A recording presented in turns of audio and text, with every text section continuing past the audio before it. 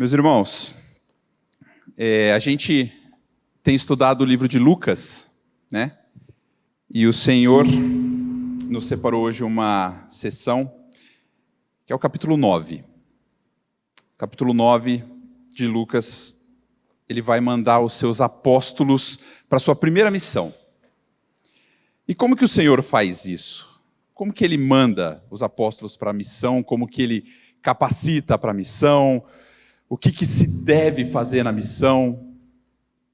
Qual que é o perfil de um cristão mensageiro? E é isso que, com a graça do Senhor, nós vamos ver hoje.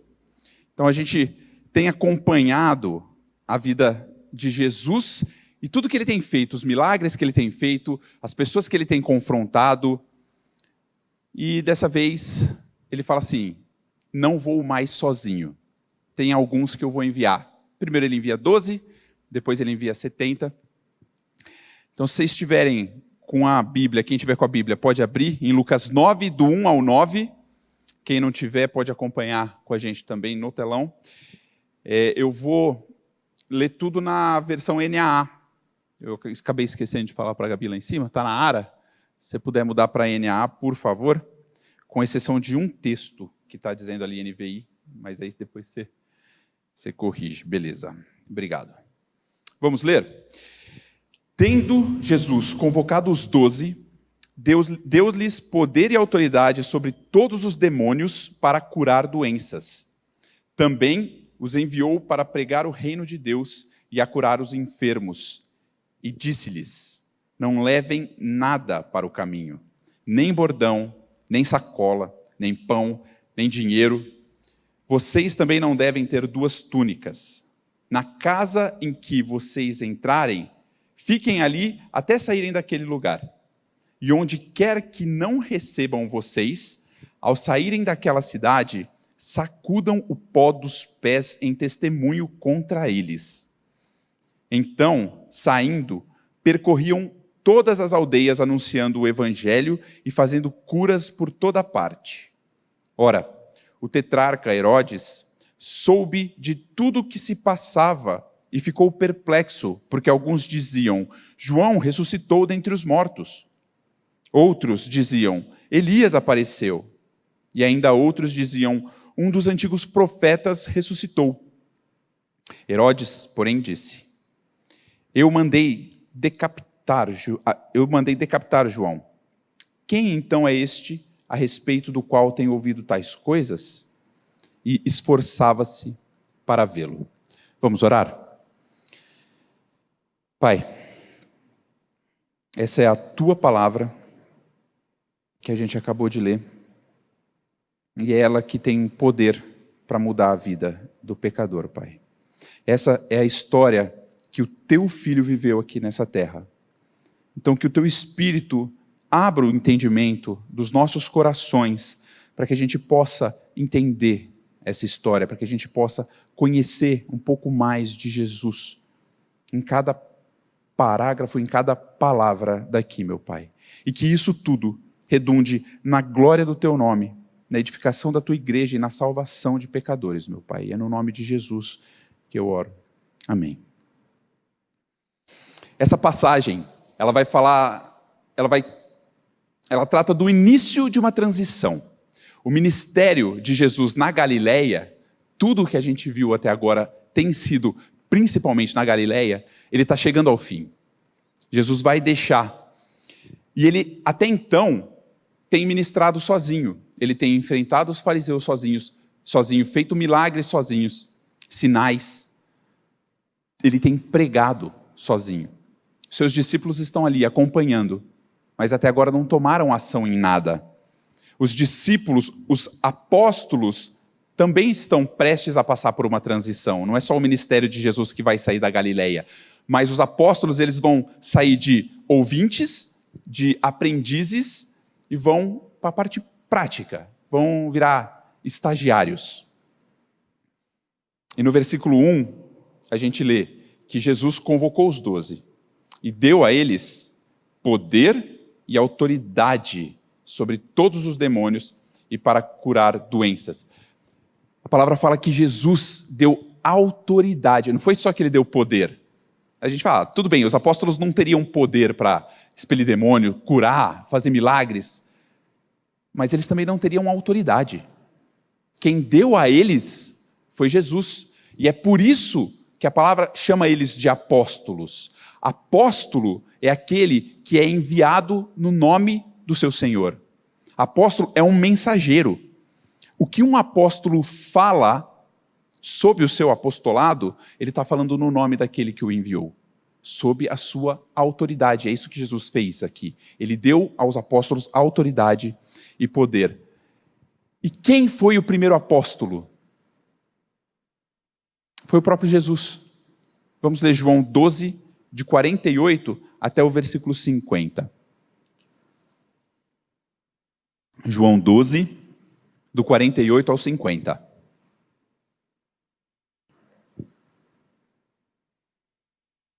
A palavra de Deus diz assim, Senhor Jesus falando, quem me rejeita e não recebe as minhas palavras, tem quem o julgue. A própria palavra que falei, essa o julgará no último dia, porque eu não falei por mim mesmo, mas o Pai que me enviou, esse me ordenou o que dizer e o que anunciar. E sei que seu mandamento é a vida eterna. Portanto, as coisas que eu digo, digo exatamente assim como o Pai me falou. Jesus foi o primeiro apóstolo. Jesus apontava para o Pai. Os apóstolos agora deveriam apontar para Cristo. Essa passagem que a gente leu, de Lucas, do 9 até o 6, que daí do 7 parece que ele muda de assunto, dá essa impressão, mas do 1 até o 6, ela também está nos evangelhos de Mateus e de Marcos. E essa passagem ela é tão significativa para essa mudança no ministério, tanto de Jesus como dos apóstolos, que Mateus fala quem são os 12 apóstolos nessa passagem. Em Mateus 10, ele abre essa passagem falando, Jesus separou os 12 discípulos, 12 apóstolos, e vai dar o nome dos 12 e fala, e agora eu dou autoridade para vocês sobre isso. Então, assim, a parte prática, o ministério real dos apóstolos, ele inicia nessa hora. E como eu falei, Jesus veio e ele falou, o que eu falo porque eu ouvi do Pai. Então, quem rejeita a mim, disse Jesus, está rejeitando a quem? Ao Pai. Jesus, quando chama 12 para ser seus apóstolos, aqueles que vão falar em seu nome, os seus enviados, o que eles vão fazer? Eles vão falar em nome de Jesus. Sendo assim, quem rejeita os apóstolos, rejeita a Jesus. Quem rejeita a Jesus, rejeita ao Pai. Lá naquela época, provavelmente o pessoal teria esse problema, né? Não, hoje a gente tem esse problema. Sempre houve um movimento para descredibilizar as Escrituras, para descredibilizar a Bíblia. E essa semana, eu não sei se alguém aqui viu o post da Xuxa, muito boa teóloga, né? Que teve a resposta do Caio Fábio. Ufa, ainda bem, né? Salvou. Gente, assim, é jocoso para nós que temos as Escrituras e a gente olha e fala assim, misericórdia. Mas para aqueles que não têm, é um esforço que eles fazem para tirar a autoridade do que os apóstolos falaram sobre Jesus, que falava sobre o Pai, que a gente não tem muita noção. Eu vou ler. Eu fiz questão de trazer aqui. A Xuxa falou assim, abre aspas. Hipocrisia, isso se chama. Ninguém pode julgar ninguém. E se seguirmos a Bíblia, vamos apedrejar, matar tanta gente. Sei lá, está na hora de reescrever a Bíblia. Velho Testamento, Bíblia. E colocar uma palavra final cheia de amor. Tirar todo o ódio que está claro nas palavras da Bíblia. Deus é amor. Ame o próximo, e não importa o sexo. É óbvio que atos doentios e sempre será crime. Que ela está falando se alguém fizer algo contra a criança, bicho, essas coisas. Deus é amor. O Deus do Antigo Testamento é o Deus de ódio. Tudo bem, é Xuxa. A gente não leva a sério o que ela fala sobre teologia. Mas vocês já ouviram alguém falar assim? Não, o Deus do Antigo Testamento eu não gosto. Mas ainda bem que a gente tem um teólogo para responder, o Caio Fábio. Ele fala assim: Xuxa Meneghel, não precisa, minha amiga querida. Jesus é a única palavra de Deus. A Bíblia é uma compilação de textos, alguns em total obsolescência. Só vale o que Jesus fez, viveu, gestuou e ensinou. O mais só gera guerra, maldade e destruição em nome de um Deus que é a cara do diabo. Essa semana a gente conversa mais sobre isso. Beijo, te amo, um beijo para o seu filho. Vocês perceberam o que o Caio Fábio fez? Ele descredibilizou os apóstolos. Caio Fábio fala assim: Jesus é a chave hermenêutica. A gente só vai interpretar a Bíblia se tiver Jesus como a lente para interpretar a Bíblia. Nossa, que lindo isso, né? A gente não fala isso? A gente fala isso, mas o que ele quer dizer quando ele fala isso? Ele quer dizer que o que Paulo ensinou não vale, o que Tiago ensinou não vale, o que Pedro ensinou não vale.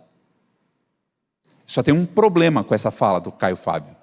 Vai contra o que Jesus disse. Jesus chegou, olhou para os 12 e falou: eu estou dando autoridade para vocês falarem no meu nome. Não é um problema que o pessoal vivia no passado. Isso é um problema que a gente vive agora. O Deus do Antigo Testamento é um Deus bravo. As leis de Deus são coisas que ninguém segue, elas são más. Era uma época, o Antigo Testamento era uma época de lei. Era uma época de lei. Aonde está escrito os 10 mandamentos? Êxodo 20 e Deuteronômio 5. Nesses 2 capítulos está escrito os 10 mandamentos. Então vamos para Êxodo 20. Primeiro versículo de Êxodo 20. Então Deus falou todas essas palavras. Pessoal, vai começar os 10 mandamentos, beleza? Beleza, então vamos. Eu sou o Senhor seu Deus, que te tirei da terra do Egito, da casa da servidão.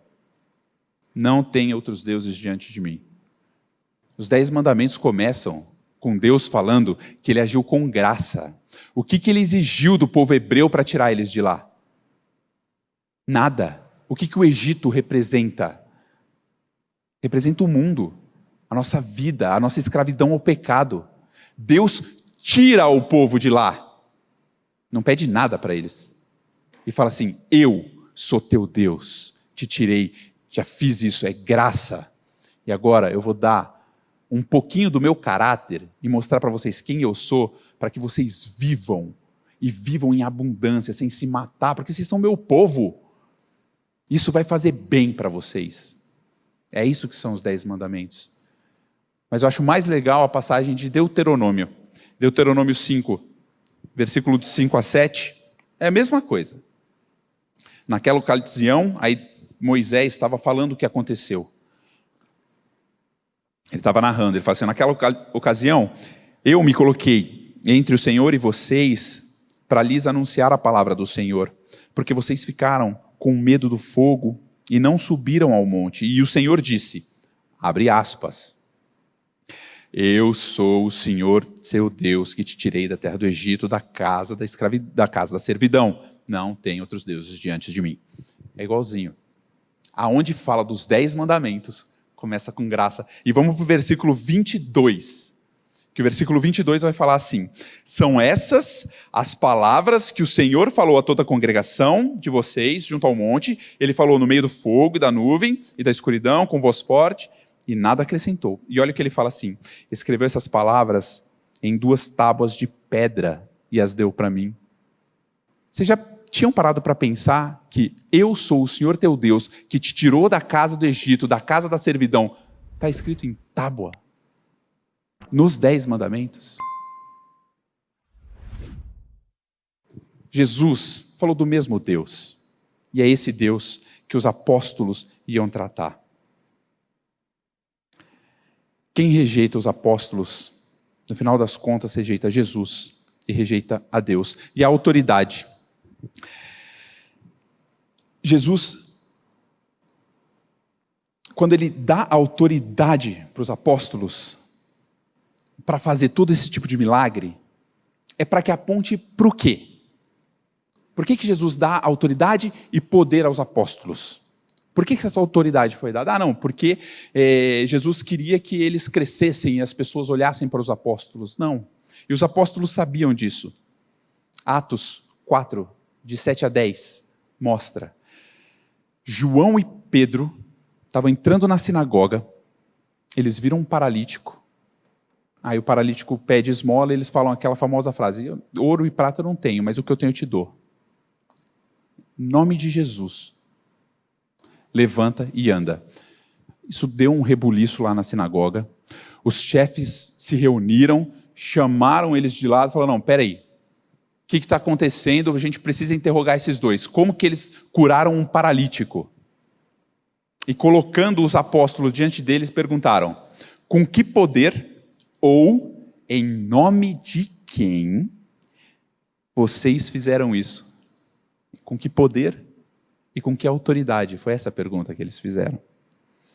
Então Pedro, cheio do Espírito Santo, lhes disse: a autoridade do povo e anciãos, visto que hoje somos interrogados a propósito do benefício feito a um homem enfermo e do modo como ele foi curado, saibam os senhores todos e todo o povo de Israel que, em nome de Jesus Cristo, o Nazareno, a quem vocês crucificaram e a quem Deus ressuscitou dentre os mortos, sim, em seu nome é que este está curado na presença de vocês. Então a autoridade que Jesus deu para eles foi para apontar para Cristo.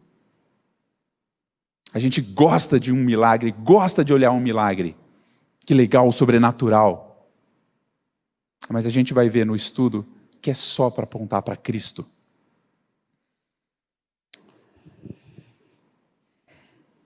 Da mesma forma que os discípulos tinham a autoridade do Senhor para falar dele, nós também temos. E da mesma forma como os discípulos faziam com a autoridade de Jesus, nós somos chamados a fazer com a autoridade de Jesus. A gente é chamado a pregar o evangelho, a chamar pecadores ao arrependimento, não porque eu sou perfeito, não porque ele não vai poder olhar para a minha vida e falar assim: viu, você errou. Sim, ele vai olhar e vai ver coisas que eu fiz de errado. Eu não sou o salvador dele, mas eu prego o evangelho com a autoridade da palavra, das escrituras que apontam para Cristo.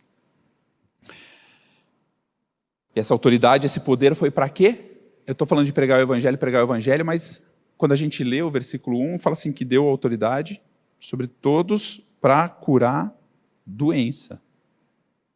Deu sobre todos os demônios e para curar doença. Não falou que é para pregar, né? Mas no versículo 2 ele fala: também os enviou a pregar o reino de Deus e a curar os enfermos. Então, antes da gente entrar no objetivo dessa missão, eu queria só abrir um parêntese, porque o texto paralelo de Mateus, lembra que eu falei que Mateus tem um texto paralelo? No capítulo 10, dos versículos 5 e 6, esse Jesus os enviou, tem um detalhe a mais.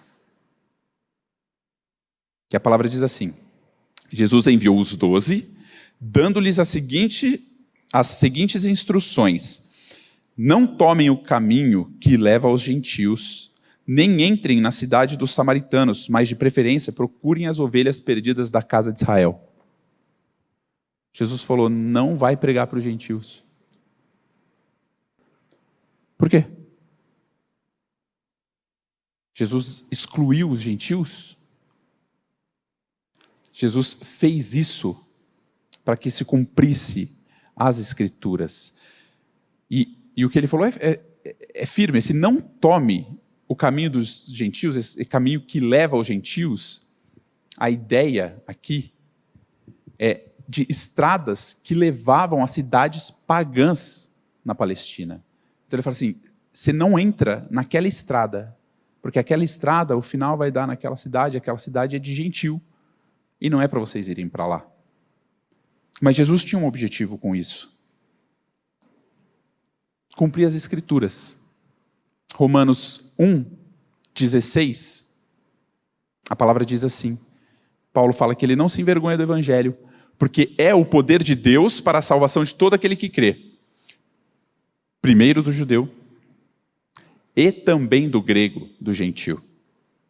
Jesus, ele não negou aos gentios, mas ele mandou primeiro aqueles que trouxeram a mensagem. Os judeus é quem deviam anunciar a Cristo. Então, nada mais lógico, nada mais óbvio do que quando o Senhor se encarnasse, ele viesse para aqueles que deveriam estar anunciando ele e falar para eles: gente, vocês não estão anunciando de mim? Cheguei. Vamos todos agora falar da grande salvação. Essa era a lógica. Mas não foi o que aconteceu. João 1:11, a gente viu que Jesus veio para o que era seu. Mas os seus não o receberam.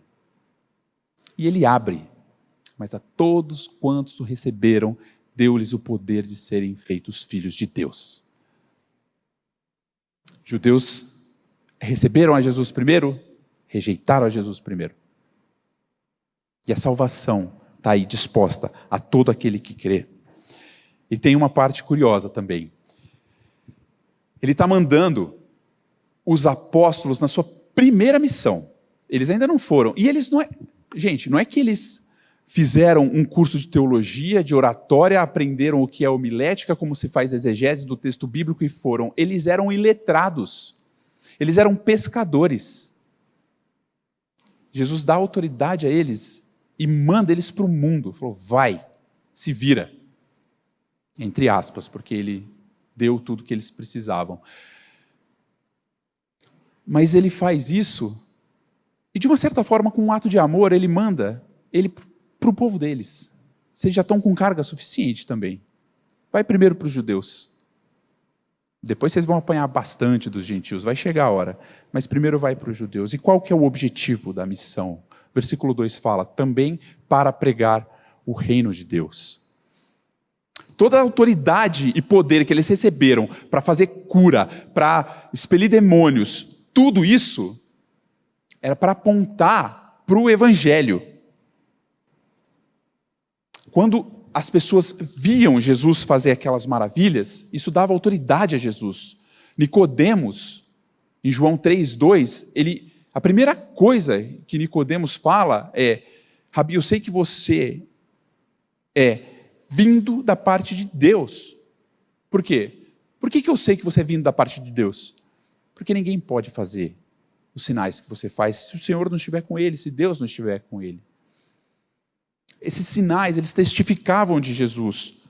Os apóstolos, eles seguiram o passo de Jesus. Quer ver um outro exemplo? Mateus 9, 5 e 6. Jesus olha para um paralítico e fala para ele, os seus pecados estão perdoados. Aí todo mundo fala assim, pô, o pecado está perdoado. O que esse cara está falando? Aí Jesus, sabendo o que estava no coração deles, olha para eles e fala assim, o que é mais fácil dizer? Os seus pecados estão perdoados? Ou dizer, levante-se e ande? Olha a explicação que Jesus dá. Mas isto é para que vocês saibam que o Filho do Homem tem autoridade sobre a terra para perdoar pecados. Então disse ao paralítico, levante-se, pegue o seu leito e vá para casa. O milagre que eu estou fazendo aqui é fácil, mas vocês só vão reconhecer a minha autoridade se vocês virem o meu poder. Então beleza, levanta e anda, tá ok? O que eu vim fazer? Vim pregar o evangelho. Dê ouvido às minhas palavras. E os apóstolos, eles seguiram o mesmo caminho. Jesus veio preparando eles. Qual que foi o estudo passado? Quem lembra? Deu uma murmurada, mas não saiu. Qual que foi o estudo passado? Semana passada, gente. A mulher com fluxo, hemorragia, e a filha de Jairo. A mulher, ela se espreme, ela queria ser curada.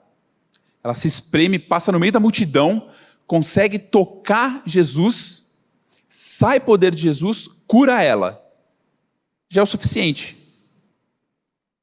Jesus falou, peraí, calma aí. Saiu o poder de mim? Então deixa eu mostrar mais para ela.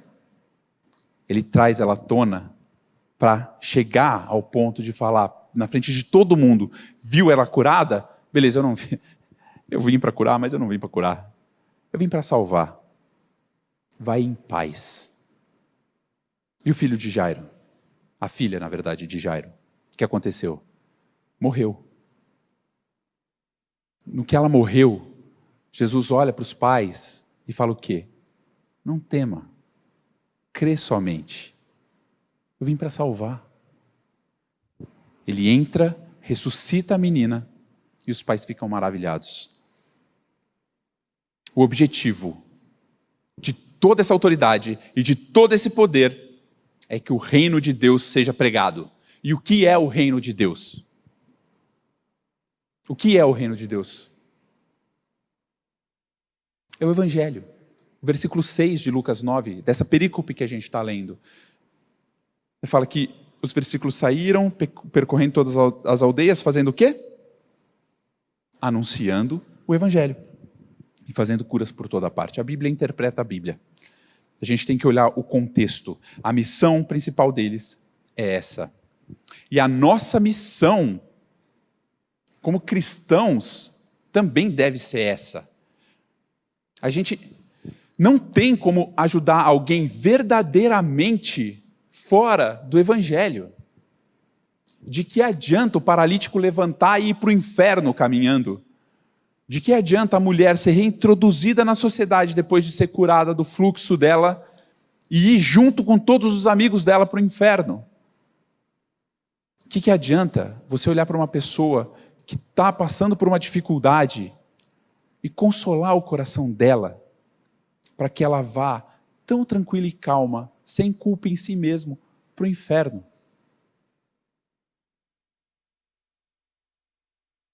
Nós somos chamados a anunciar o Evangelho e a anunciar a salvação, a anunciar o Senhor. Nós somos chamados a confrontar aqueles que estão em pecado e com amor falar dos pecados dele, apontar os pecados, para apontar para Cristo, o Deus que largou toda a divindade, virou as costas para o trono. Tem um canal no YouTube que chama An Animation, uma animação. E eles fazem cenas lindas nos desenhos. E tem uma que me choca toda vez que eu o vejo. Está o trono do Senhor com glória, os serafins do lado com fogo. E o Senhor, ele vira as costas para tudo isso, ele levanta do trono, desce,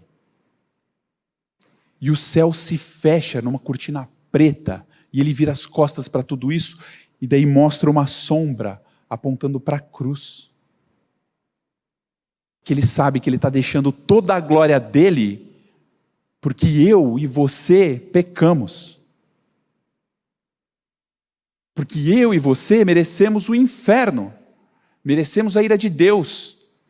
Não interessa o tamanho do pecado que você e eu cometemos.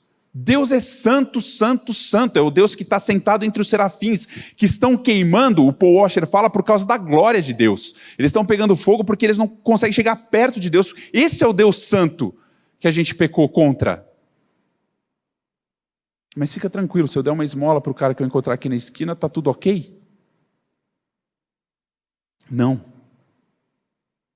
O nosso pecado merece a punição que esse Deus santo disse. E qual que é? É a eternidade do inferno. E por que a eternidade? Porque ele é um Deus eterno. Todos os seus atributos são eternos. E a nossa revolta contra ele vai ser eterna. A menos que ele faça o que ele fez. Que ele desça, que ele venha e viva uma vida perfeita, provando quem ele era, provando a autoridade dele, provando o poder dele. Para no final da vida ele ser crucificado por esses que pecaram contra ele. Para que ele levasse naquela cruz o teu e o meu pecado. Para que ele morresse com o teu e o meu pecado. para que eu e você fôssemos incluídos naquela morte com ele, para que a gente nunca mais fosse a mesma, para a gente nunca mais ser a mesma pessoa. A nossa morte e inclusão em Cristo, na sua morte, é para que a gente tenha a inclusão na vida dele, para que a gente seja uma pessoa diferente na vida, para que ele viva em mim e eu largue o pecado. É por isso que a palavra fala, se arrependa dos seus pecados e creia no Evangelho, porque é isso que ele faz. O Evangelho é uma mensagem que fala do pecado, sim, mas é uma mensagem que fala de salvação, fala de perdão.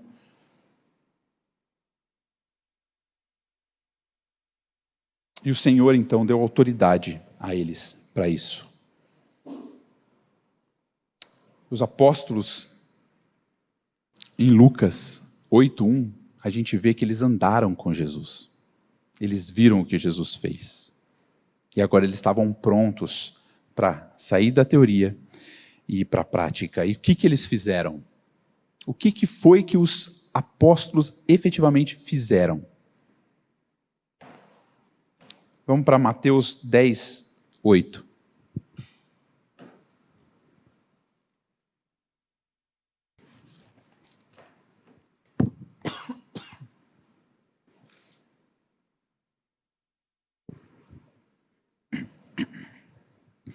Em Lucas fala, de novo, já aconteceu isso uma vez comigo, eu quase não me recuperei. Vamos lá. Em Lucas, versículo 2 fala que eles saíram para curar os enfermos. Vamos pegar então um pouco mais de detalhe em Mateus. Mateus 10:8 fala que Jesus enviou para quê? Curem enfermos, ressuscitem mortos, purifiquem leprosos, expulsem demônios e, de graça, vocês receberam, então vocês têm de graça. Quais eram as atribuições dos apóstolos? Curar os enfermos. Onde a gente viu isso? A mulher com fluxo é um exemplo. Eles acabaram de ver. Ressuscitar mortos. Onde os apóstolos viram isso? Filha de Jairo, acabaram de ver. Purificar leprosos. Nós estamos em Mateus 10, né? Mateus 8. Jesus cura um leproso. Antes de curar a filha do servo do centurião. Expelir demônios. Onde a gente viu isso? Onde os apóstolos viram isso? A cura do Geraseno. E olha que legal. Jesus expulsou uma legião. Jesus deu o curso completo. São os mesmos milagres que os apóstolos viram Jesus fazer. Deus, Jesus, ele não deu uma carga maior do que o que eles podiam suportar. Mas o que o Senhor falou para eles? Qual que é a mensagem daqui? Qual que é o perfil desse cristão mensageiro? Vocês vão, com a minha autoridade, com o meu poder, e agora, com a minha dependência. Vocês vão depender de mim em tudo. Em João 5,30, Jesus falou que ele não fazia nada dele mesmo. Tudo que ele fazia, tudo que ele falava, é o que ele ouvia do Pai. E é nessa autoridade que Jesus fala para eles. Agora vocês vão. Olha o que ele fala. Cura enfermo. Pô, legal isso. Ressuscita morto. Uau. Expelir demônios. Fantástico. Aí ele coloca lá no final. E não cobra. Na mesma lista. O que ele está falando? Vai dependendo do Pai. Vai na dependência de Deus. Versículo 3, Lucas 9:3. E lhes disse, não levem nada pelo caminho, nem bordão, nem sacola, nem pão, nem dinheiro. Vocês também não devem ter 2 túnicas. O Senhor tirou deles o sustento básico.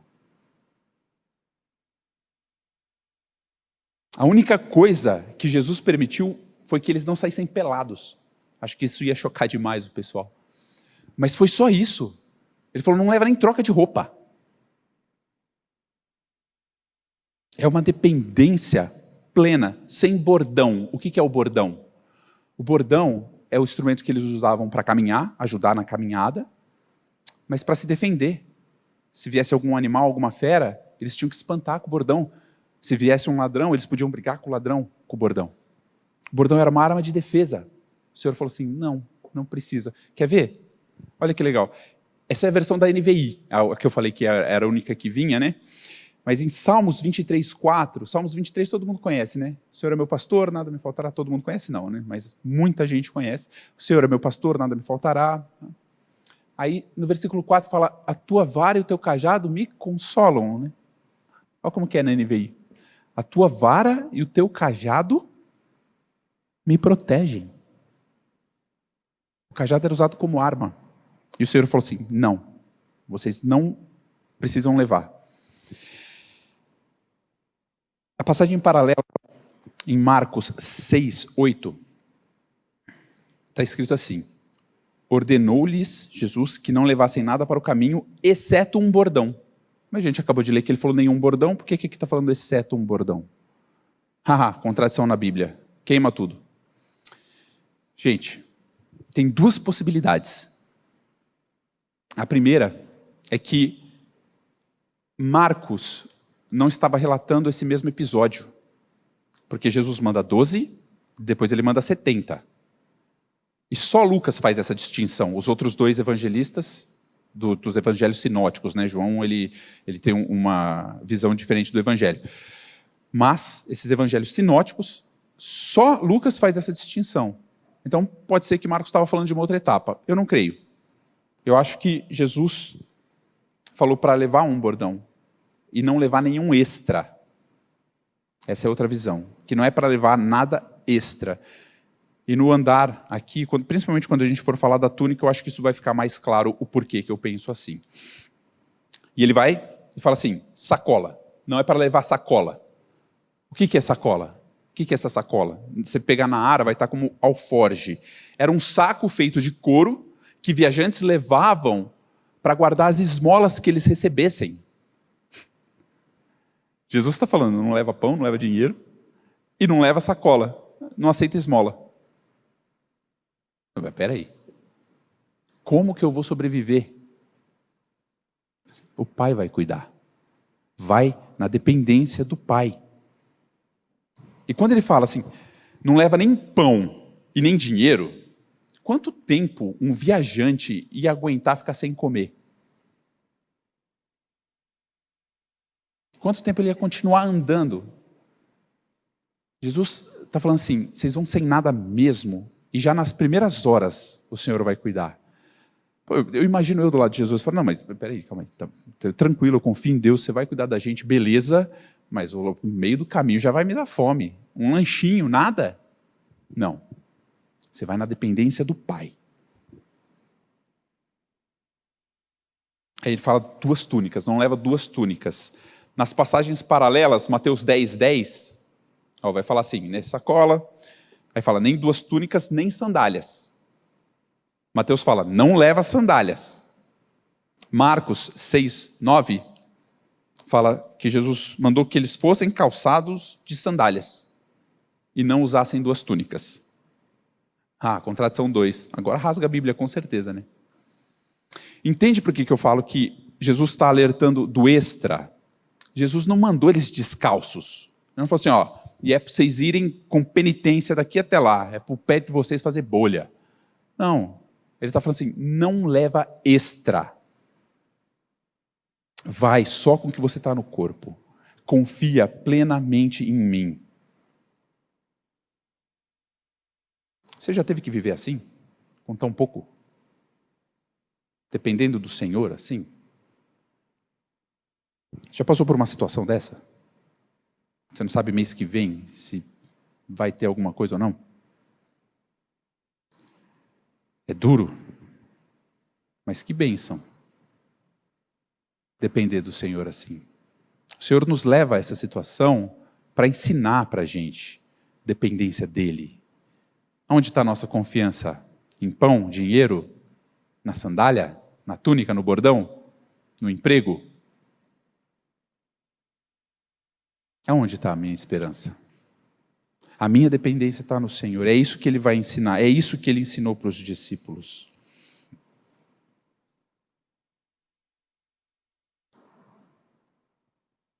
Nos versículos 4 e 5, continuando ali em Lucas 9, ele vai dar outra instrução.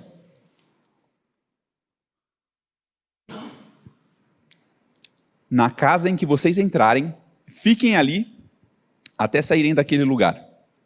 E onde quer que não receberem vocês, ao saírem daquela cidade, sacudam o pó dos pés em testemunho contra eles.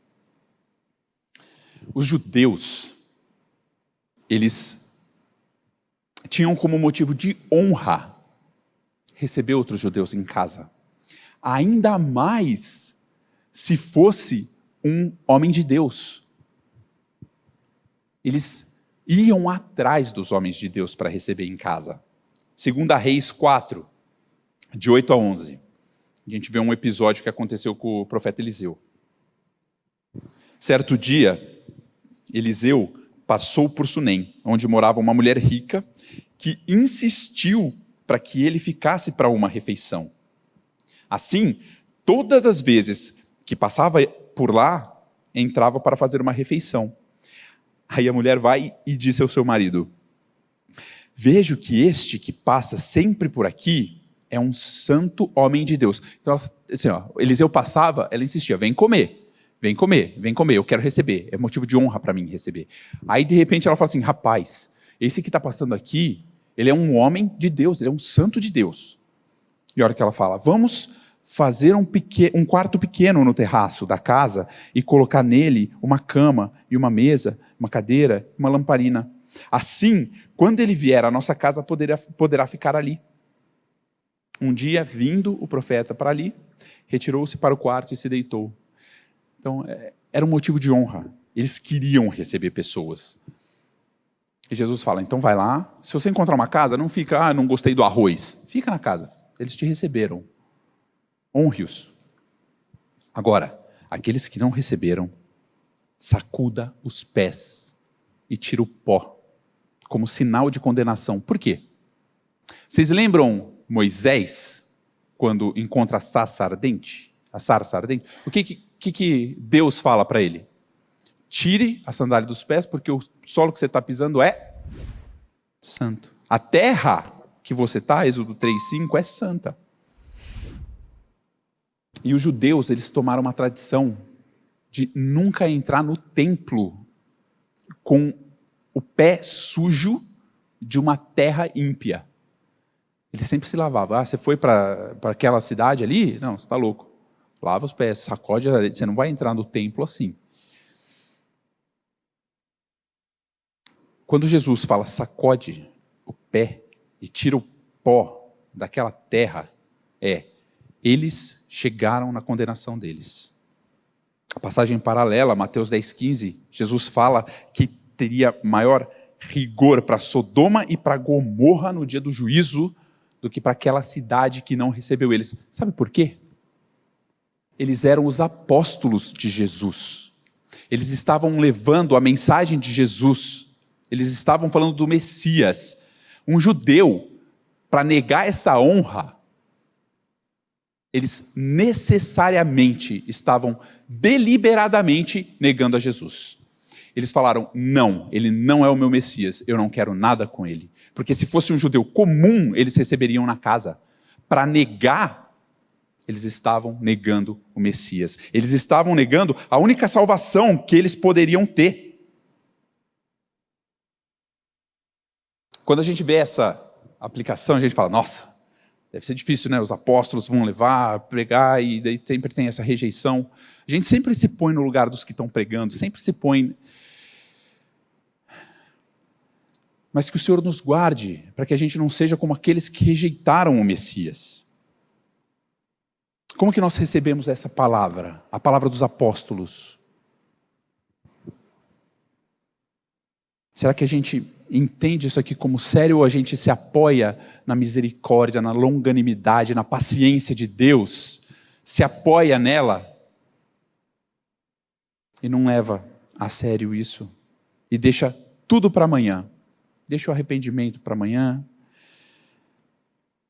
Tem um teólogo que conta uma história que ele fala que o diabo, ele estava buscando algum demônio para mandar para a terra. Ele estava fazendo algumas entrevistas, fez uma seleção, tal, mandou no departamento pessoal, a psicóloga mandou 3. Aí esses 3, ele chamou um a um na sala.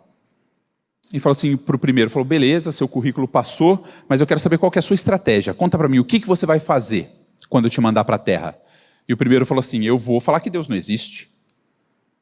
Aí o diabo olhou para ele e falou, rapaz, essa altura do campeonato, acho que tem 1% de ateus na terra. Você está de brincadeira.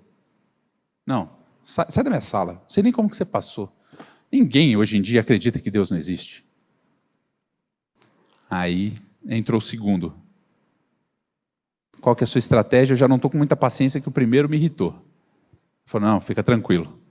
Eu vou falar que o inferno não existe. Aí o diabo falou, mas eu estou cercado de armador. A população precisa dessa punição. Para onde que você acha que a humanidade crê que Hitler foi? Não, eles precisam do inferno. Não, isso não vai enganar ninguém. Aí entrou o terceiro, o diabo já estava de saco cheio. Só falou assim, vai, só desembucha. Aí ele falou assim, ó, eu vou falar, deixa para amanhã. Opa, você está pronto, pode ir.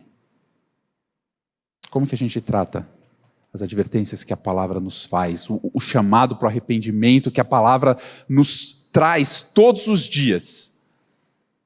Deixa para amanhã? Ou amanhã pode não chegar. Ou amanhã pode ser tarde. Depois da morte, ninguém pode se arrepender. Tem uns que falam, ó, quando eu morrer eu me entendo, com Deus eu me entendo. Misericórdia. Depois da morte ninguém pode se arrepender, mas o fato é que antes da morte, a salvação pode ser retirada de nós. A possibilidade da salvação pode ser retirada. Em que sentido que você está falando, Bruno? O Evangelho, ele é o poder de Deus para a salvação de todo aquele que crê. E ele é o poder de Deus para a condenação de todo aquele que não crê. Tem gente que está sentada no banco aqui há muito tempo, ouvindo essa mensagem há muito tempo. Sabe de cor. Mas se apoia na longanimidade de Deus e usa isso como desculpa para nunca se arrepender. Em Romanos 1:18, Deus fala que a ira dele se revela do céu contra aqueles que detêm a verdade pela injustiça. No versículo 21, ele fala que essas pessoas têm o conhecimento de Deus, mas não glorificaram como Deus. Não é por ignorância. Aí no versículo 24, ele vai falar que, por isso, porque eles têm o conhecimento de Deus, retiveram a verdade pela injustiça, Deus os entregou. Para quê? Para cometer toda a sorte de impiedade, do desejo do coração, desonrar o corpo entre si. No versículo 26, ele vai falar, por causa disso, Deus entregou eles às paixões. Versículo 28, porque eles desprezaram o conhecimento de Deus, Deus entregou eles. Deus chama ao arrependimento. Mas tem uma hora que ele fala, é o pecado que você quer? Então mergulha. Então vai.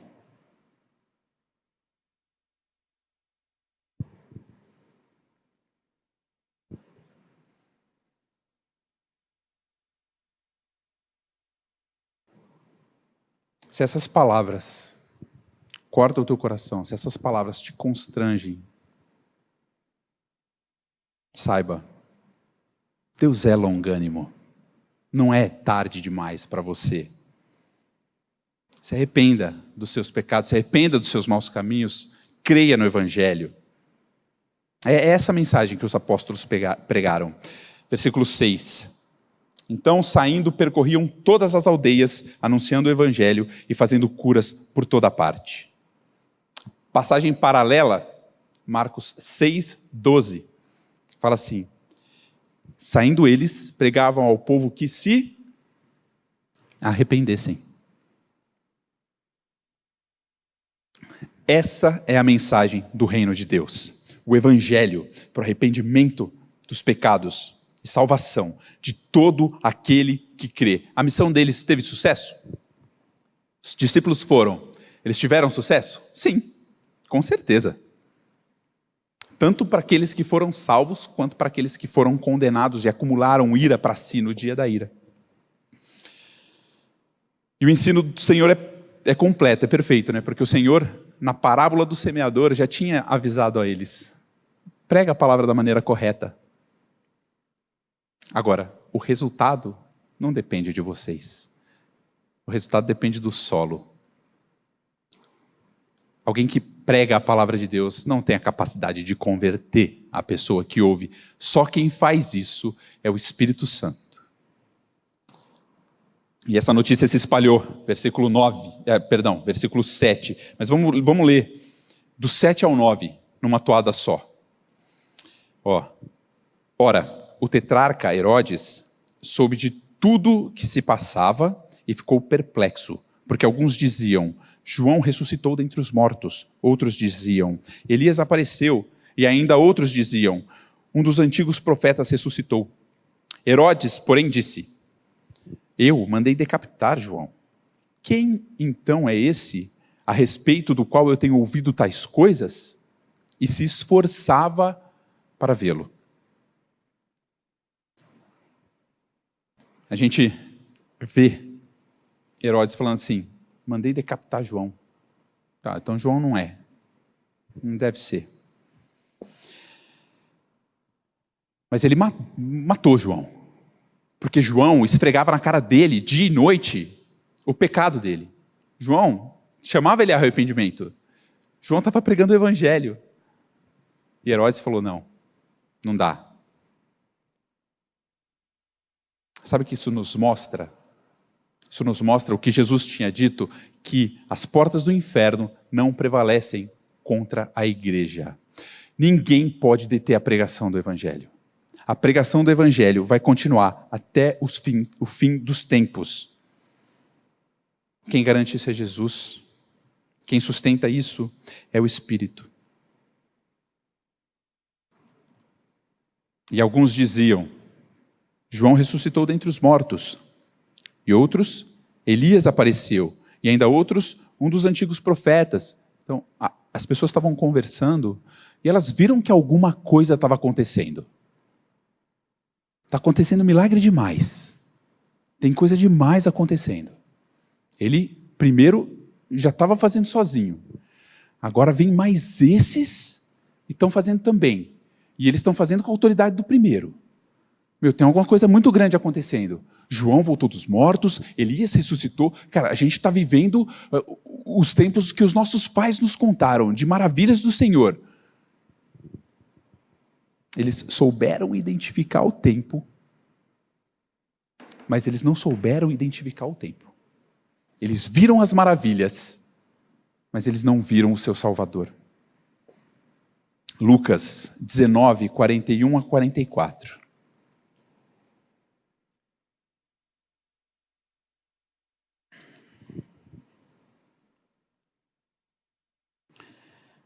Não importa o tanto de evidência que a pessoa veja. Não importa o tanto de milagre que veja. Se Jesus viesse e aparecesse aqui, eu creria. Se acontecesse um sinal no céu, eu creria. No Antigo Testamento acontecia muito quando eles eram ainda mais duros do que a gente é hoje. Em certos aspectos. E a punição de Deus também, em certos aspectos. Lucas 19, 41 a 44. Quando Jesus ia chegando a Jerusalém, vendo a cidade, chorou por ela, dizendo: se você soubesse ainda hoje o que é preciso para conseguir a paz, mas isto está agora oculto aos teus olhos. Pois virão dias em que os teus inimigos cercarão você de trincheiras e apertarão o cerco por todos os lados. Vão arrasar você e matar todos os seus moradores. Não deixarão pedra sobre pedra, porque você não reconheceu o tempo em que Deus veio visitá-la. Eu estou aqui, visitando vocês, mostrando quem eu sou, mostrando minha autoridade, mostrando meu poder, fazendo milagres, chamando vocês ao arrependimento, dando isso de graça. E vocês não reconhecem. Pelo contrário, vocês vão me crucificar. Vocês não sabem ver. Não interessa quanto eu mostre, o quanto eu prove, o tamanho de evidência que eu esfregue na cara de vocês. Vocês sempre serão duros ao evangelho. E Deus então castiga. Não adianta. Deus vai punir aqueles que se endurecerem ao evangelho. Mas Ele oferece a salvação. Hoje a gente vê a mesma coisa. Hoje a gente vê pessoas que olham para trás, veem Jesus e não vê que Deus veio visitar. Nossa, que mestre. Que ensino. Que professor, que exemplo, que profeta, que grande homem. Ou ele é Deus, ou ele não é nada. Ou ele é Deus e Salvador, ou ele é um mentiroso, lunático, que a gente não deve dar crédito. Herodes tentou travar o evangelho. Matou João. Mas João assombrou Herodes, provavelmente até o fim da sua vida. E esse versículo, esse trecho, essa passagem mostra isso, essa assombração. Lucas 9:9. Herodes, porém, disse: eu mandei decapitar João. Quem então é esse a respeito do qual tenho ouvido tais coisas? E se esforçava para vê-lo. Quando a gente lê Lucas, ele fala assim, beleza, João não é, deve ser Messias, ou deve ser Elias ou um dos outros profetas, porque João eu mandei decapitar. Na verdade é justamente o oposto. Vamos ver a mensagem paralela em Marcos. Marcos 16.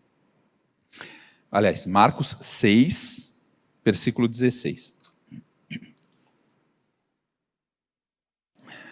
Herodes, porém, ouvindo isso, disse: é João, a quem mandei decapitar, que ressuscitou.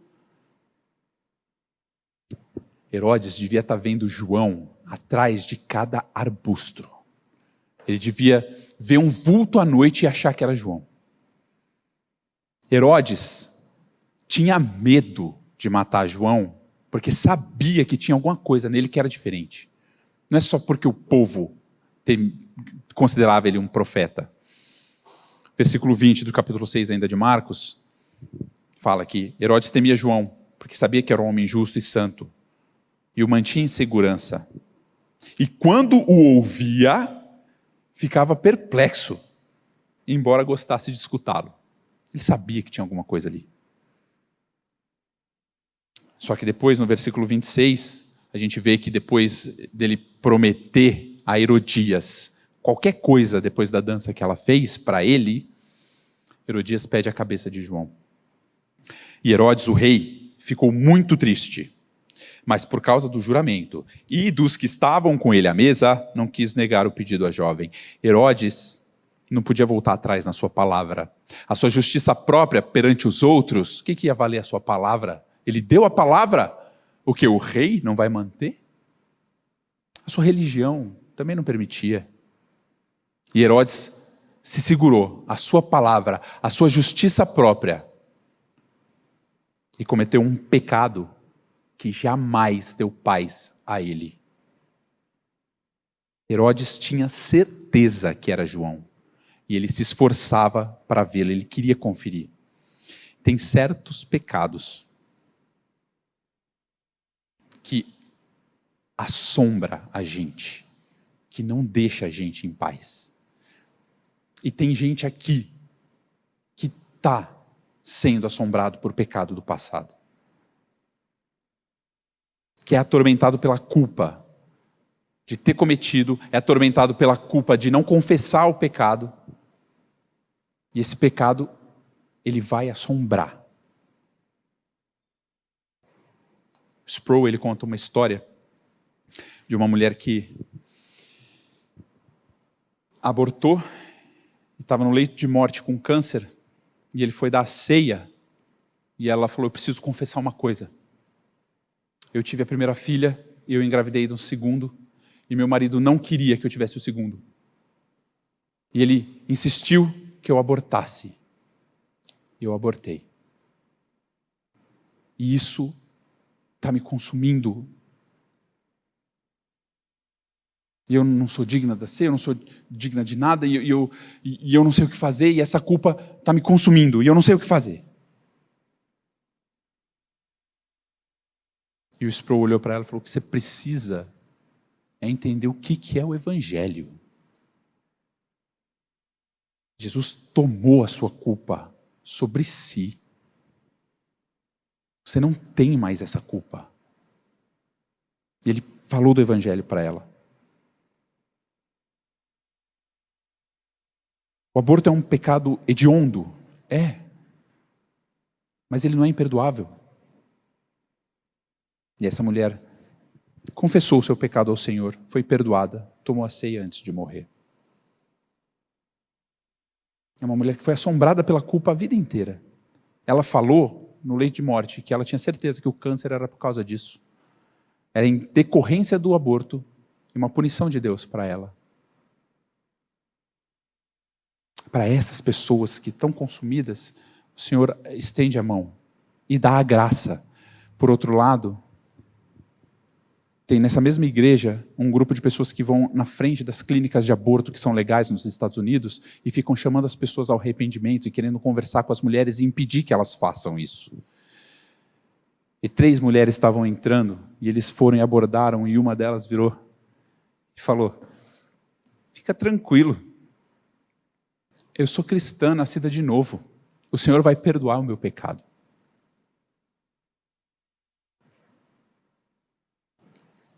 Somar ao pecado hediondo que ela ia fazer, ainda essa atrocidade dessa blasfêmia. O Sproul fala que ele ora todos os dias para que o pecado dela assombre, atormente e não a deixe em paz. Porque ele quer que ela sofra muito? Não. Para que, quem sabe, um dia, no final da vida dela, ela não faça como essa primeira que se arrependeu, olhou para Cristo e encontrou salvação.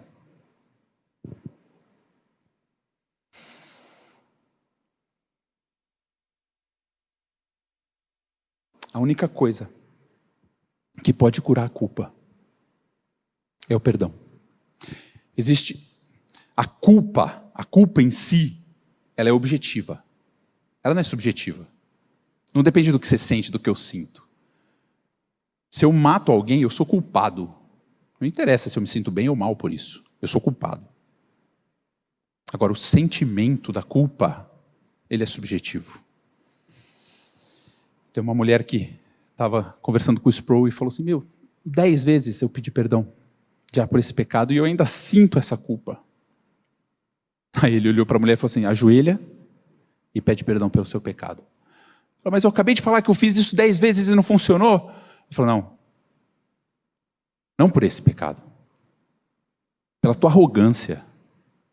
Ela: arrogância? Tem coisa mais humilde do que me confessar pecadora diante de Deus? 1 João, a palavra fala que nós temos um advogado que é fiel e justo e fala que se nós confessarmos o nosso pecado, ele é fiel e justo para perdoar e nos purificar. A culpa é objetiva. Se Jesus fala que ele é fiel e justo para tirar essa culpa objetiva de nós, quem somos nós, na nossa arrogância, para não crer e chamar Deus de mentiroso? Às vezes a gente quer que o sentimento passe. Isso, se vier o sentimento, glória a Deus. Mas se não vier, a palavra dele basta. Não interessa qual que é o tamanho da tua culpa. Não interessa qual que é o tamanho do teu pecado. O que Cristo fez é maior. E a autoridade e poder que ele recebeu foi de Deus. E ninguém tira isso dele. E ninguém tira a salvação que ele ofereceu a você, de você, se você crê nele. Que a gente possa descansar nessa tão grande salvação. Vamos ler os 9 versículos novamente.